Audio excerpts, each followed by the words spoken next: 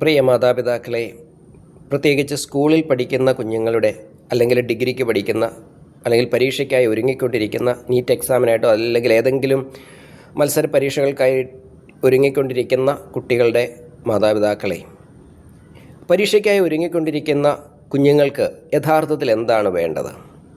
അവർക്ക് വേണ്ടത് കോൺഫിഡൻസ് ആണ്. അവർക്ക് വേണ്ടത് സപ്പോർട്ടാണ്. അവർക്ക് വേണ്ടത് സേഫ്റ്റി ഫീലിംഗ് ആണ്. പക്ഷേ പലപ്പോഴും മാതാപിതാക്കളോ ഗ്രാൻഡ് പേരൻസോ അവരറിഞ്ഞോ അറിയാതെയോ ചെയ്യുന്നത് ഈ സമയത്ത് കുട്ടികളെ ക്രിട്ടിസൈസ് ചെയ്യുക എന്നുള്ളതാണ്. അപ്പുറത്തെ വീട്ടിലെ ആ പയ്യനെ കണ്ടില്ലേ, അല്ലെങ്കിൽ എൻ്റെ കസിനെ കണ്ടില്ലേ, അതെത്ര നന്നായിട്ട് പഠിച്ചു, അത്ര മാർക്ക് മേടിക്കുന്നു, നീ എന്താ ഇങ്ങനെ, നന്നായിട്ട് പഠിച്ചുകൂടെ നിനക്ക്, ഇവിടെ എല്ലാ സൗകര്യങ്ങളും ഉണ്ടല്ലോ, ഞങ്ങൾക്കൊന്നും ഇത്ര സൗകര്യങ്ങളൊന്നും കിട്ടിയിട്ടില്ല, എന്നിട്ട് ഞങ്ങൾ പഠിച്ചില്ലേ, നീ എന്താ പഠിക്കാത്തേ, ഇങ്ങനെയൊക്കെ പറഞ്ഞ് പഠിച്ചുകൊണ്ടിരിക്കുന്ന എക്സാമിനായിട്ട് പ്രിപ്പയർ ചെയ്തുകൊണ്ടിരിക്കുന്ന കുഞ്ഞിനെ മോട്ടിവേറ്റ് ചെയ്യാനാണ് മാതാപിതാക്കൾ യഥാർത്ഥത്തിൽ ശ്രമിക്കുന്നത്. പക്ഷേ അവരുടെ മോട്ടിവേഷൻ വലിയ തകർച്ചയിലേക്കാണ് നയിക്കുന്നത്. മാനസികമായ സ്ട്രെസ്സിലേക്കും ടെൻഷനിലേക്കുമാണ് കുട്ടിയെ നയിക്കുന്നതെന്ന് അവരറിയുന്നില്ല.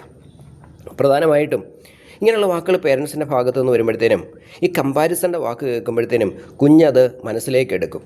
പഠിക്കാൻ കഴിവുണ്ട് എന്ന് കരുതിയിരുന്ന കുഞ്ഞു പോലും പെട്ടെന്നൊന്ന് സ്റ്റക്കാവും, ബ്ലാങ്കാവും.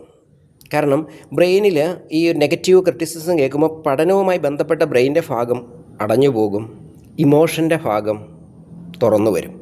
പിന്നെ ആ ഇമോഷൻ്റെ ഭാഗം തുറന്നു വരുമ്പോഴത്തേനും ഭാഗം തുറന്നു വരുമ്പോഴത്തേനും കുഞ്ഞിനെ ഒരു ഇമോഷൻ ഗ്രസിക്കും. ഹൃദയത്തിലൊക്കെ ഒരു വല്ലാത്ത ഭാരം തോന്നും. കുഞ്ഞ് പുസ്തകത്തിലേക്ക് നോക്കിയിരുന്നാലും ആ കുഞ്ഞിൻ്റെ തലയിലേക്കൊന്നും കയറില്ല. 1 മണിക്കൂർ നോക്കിയിരുന്നാലും ഒരു ചാപ്റ്റർ പോലും വായിക്കാൻ പറ്റാതെ കേട്ട സെൻറ്റൻസ് ഇങ്ങനെ മനസ്സിൽ കിടന്ന് കറങ്ങിക്കൊണ്ടിരിക്കും. പേന അങ്ങോട്ട് എടുക്കും, ഇങ്ങോട്ട് വെക്കും, തിരിച്ചു വെക്കും, ബുക്ക് അങ്ങോട്ട് നീക്കും, പക്ഷെ ഒന്നും തലയിൽ കയറത്തില്ല.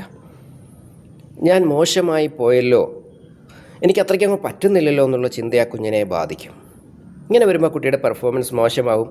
അന്നേരം പിന്നെയും പേരൻസ് വഴക്ക് പറയും. ഇതാണ് പല കുട്ടികളുടെയും കാര്യത്തിൽ സംഭവിക്കുന്നത്.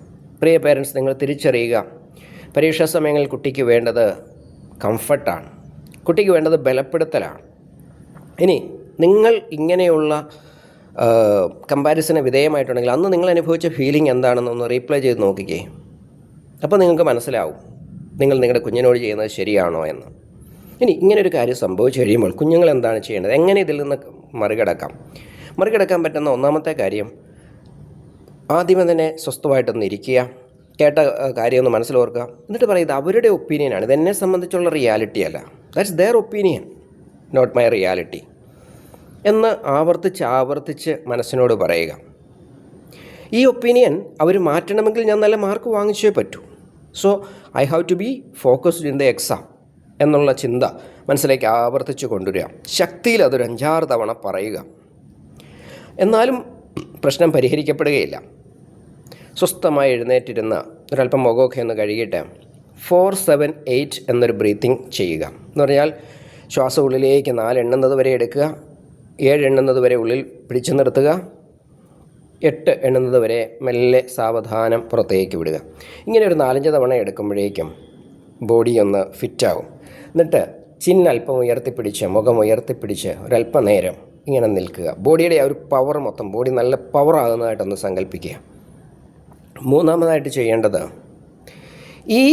ഇങ്ങനെ അവർ പറഞ്ഞ ഈ വാക്കിനെ ഞാൻ ക്ലിയർ ചെയ്തില്ല എങ്കിൽ ഇതെൻ്റെ ഉള്ളിലെ ഇന്നർ വോയിസ് ആയിട്ട് പിന്നീട് മാറുമെന്ന്, ഞാൻ ഏത് കാര്യത്തിന് പോയാലും അത് തടസ്സമാകുമെന്നും തിരിച്ചറിയുക. ഇന്നർ വോയിസ് ആകും, എവിടെ എന്ത് കാര്യത്തിനിറങ്ങിയാലും അത് ഫെയിലിയറിലേക്ക് നയിക്കുമെന്ന് തിരിച്ചറിഞ്ഞിട്ട് ആ ഉള്ളിൽ കേൾക്കുന്ന ഇന്നർ വോയിസിനെ ലേബൽ ചെയ്യാൻ ഒരു പേര് കൊടുക്കുക. എന്നിട്ട് അതിനോട് പറയുക, എൻ്റെ ജീവിതത്തെ ഭരിക്കാൻ ഞാൻ നിന്നെ അനുവദിക്കില്ല,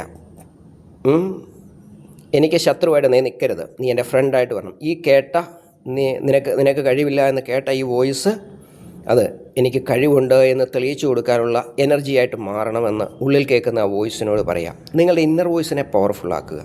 അങ്ങനെ ചെയ്ത് കഴിയുമ്പോൾ നിങ്ങൾക്ക് വീണ്ടും കോൺസെൻട്രേഷൻ കിട്ടും, നിങ്ങൾ പരീക്ഷയിൽ വിജയിക്കുകയും ചെയ്യും. മറ്റുള്ളവരുടെ വാക്കുകളാവരുത് നമ്മുടെ ജീവിതത്തെ നിയന്ത്രിക്കുന്നത്, നമ്മുടെ തന്നെ തീരുമാനങ്ങളാവണം. മെൻ്റൽ ഹെൽത്ത് വളരെ പ്രധാനപ്പെട്ടതാണ്. പരീക്ഷയ്ക്ക് എത്രമാത്രം പഠിക്കുന്നു എന്നുള്ളത് മാത്രമല്ല, നമ്മുടെ മെൻ്റൽ ഹെൽത്ത് എത്രത്തോളം ഉയർന്നു നിൽക്കുന്നു എന്നുള്ളതും പ്രധാനപ്പെട്ടതാണെന്ന് ഓർക്കുക.